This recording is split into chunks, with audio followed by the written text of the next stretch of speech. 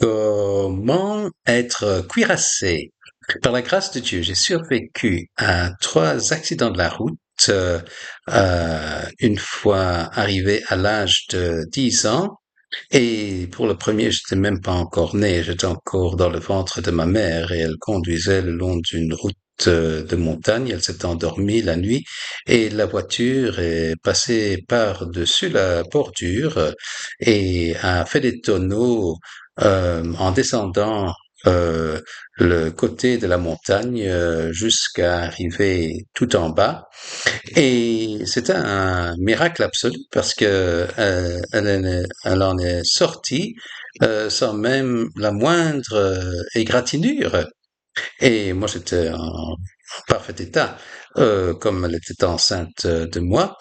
Et ça, c'est un exemple de comment Dieu peut cuirasser aussi bien ma mère et moi-même, même avant que je sois né.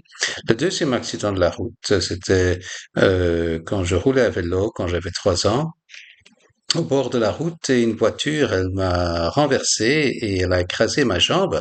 Maintenant, de nouveau, c'est un miracle absolu pour montrer comment Dieu a pu cuirasser cette jambe, parce que même qu'elle était cassée avec fracture du fémur à l'hôpital, ils ont pris une radio de l'autre jambe et ils ont dit oh, il y a rien de cassé, tout va bien. Et c'est une bonne chose que ma mère était une infirmière et qu'elle a pu se rendre compte de l'erreur qu'ils ont commis. Euh, cela montre en quel bon état ma jambe était quand je n'avais que 3 ans et qu'une voiture est passée par-dessus. Et c'est encore un autre exemple de comment Dieu, il peut cuirasser une personne. Maintenant, la troisième fois, j'avais environ 10 ans et je rentrais de la maison, de l'école. Je rentrais vers la maison de l'école en bus et j'ai couru derrière le bus parce que je voulais rentrer à la maison rapidement et directement en traversant la route sans regarder, il y a une camionnette qui est venue en sens opposé et qui m'a cogné en tête à tête, une collision avec mon visage et ma tête et en fait dans tous mes accidents euh, j'étais évanoui, et je ne sais pas quant au premier, mais au moins je suis au courant pour le deuxième et le troisième.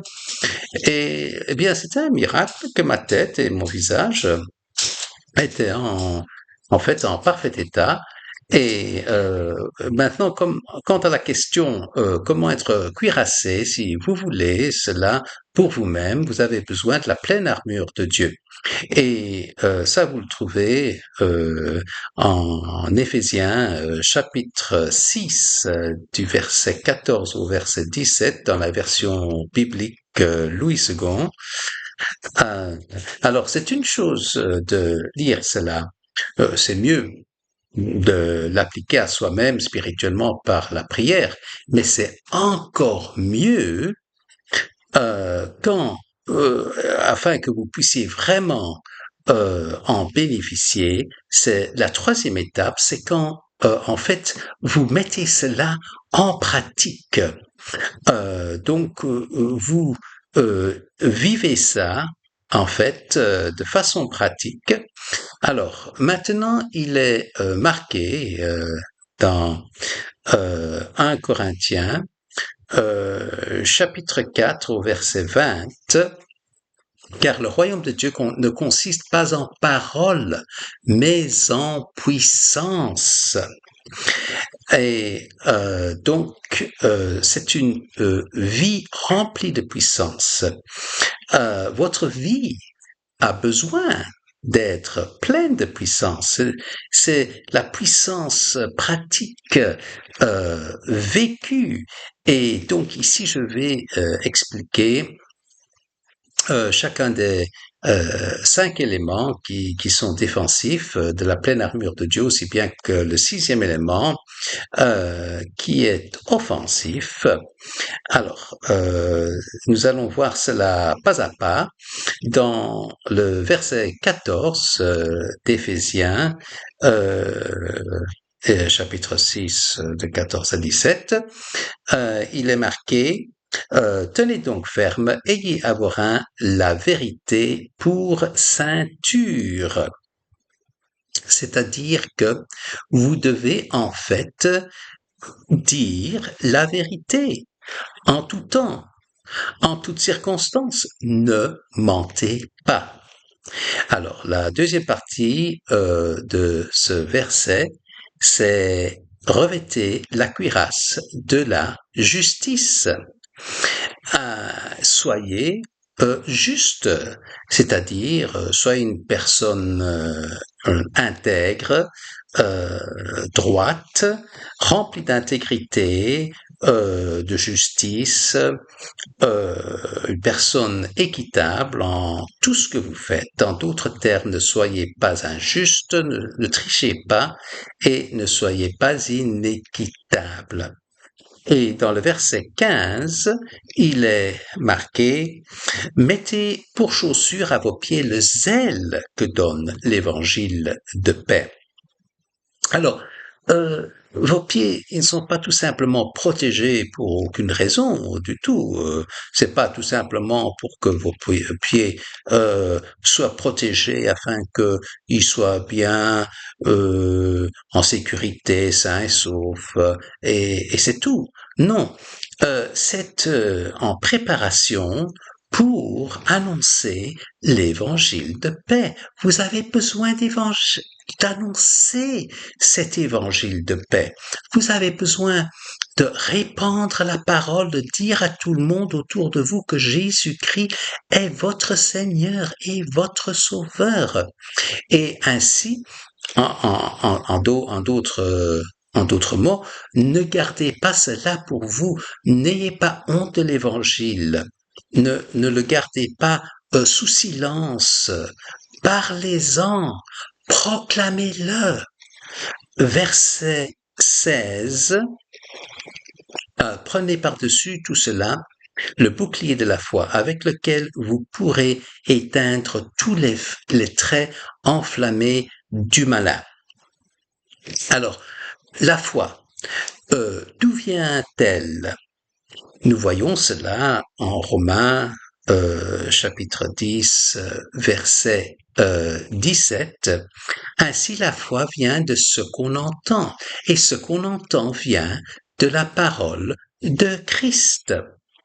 Vous avez besoin d'entendre la parole de Dieu quand vous allez à l'église, et vous avez besoin de l'entendre ou d'entendre de la part de la parole quand vous la lisez dans la Bible.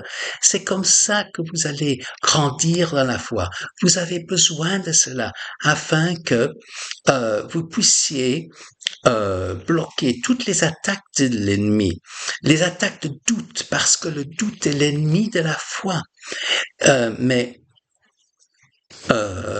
vous avez une forte foi, mais quand vous avez une forte foi, vous n'allez pas douter, c'est-à-dire en d'autres mots, ne doutez pas. Faites confiance à Dieu, comptez sur lui, dépendez de lui. Et après cela, nous avons le verset 17. Prenez aussi le casque du salut. Vous avez besoin d'être sauvé. Alors c'est pas juste une question de dire d'accord, je mets le casque du salut maintenant. Vous avez besoin en fait de prier la prière du salut qui s'appelle aussi la prière du pécheur.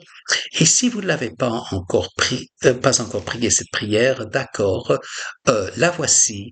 Vous pouvez la prier avec moi, afin que vous sachiez, que vous sachiez, que vous sachiez, que vous sachiez que vous êtes sauvés et que l'ennemi, il ne peut pas vous faire douter de votre salut. Alors, répétez tout simplement après moi si vous aimeriez avoir ce casque du salut aussi. Seigneur Jésus-Christ, alors tout simplement vous dites Seigneur Jésus-Christ, je me reconnais pécheur, je me repens de mes péchés, je te reçois dans mon cœur comme mon Seigneur et mon Sauveur pour me guider à chaque pas de ma vie.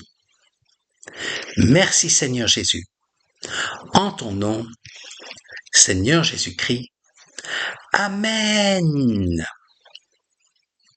Alors, maintenant que vous avez prié cette prière, en d'autres mots, vous n'allez plus douter de votre salut.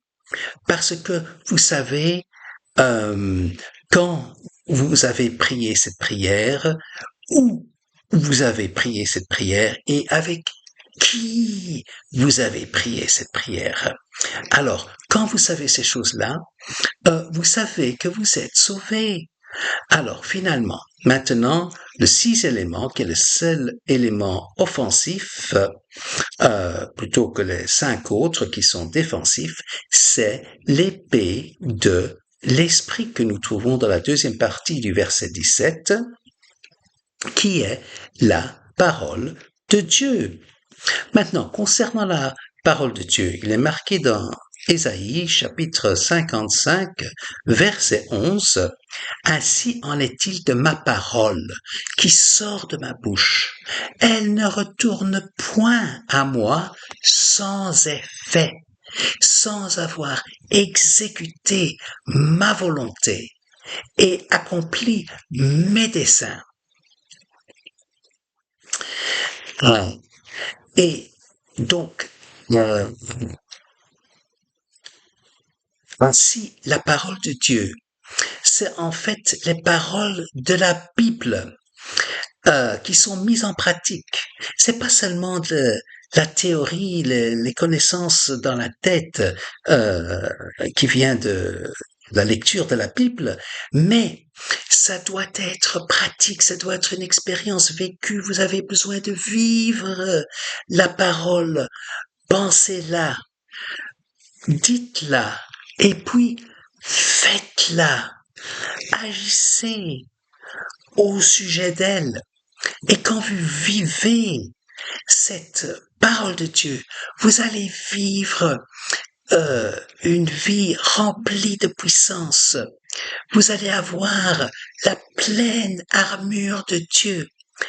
Et puis, vous allez pouvoir servir le Seigneur d'une manière puissante parce que maintenant, vous savez comment être cuirassé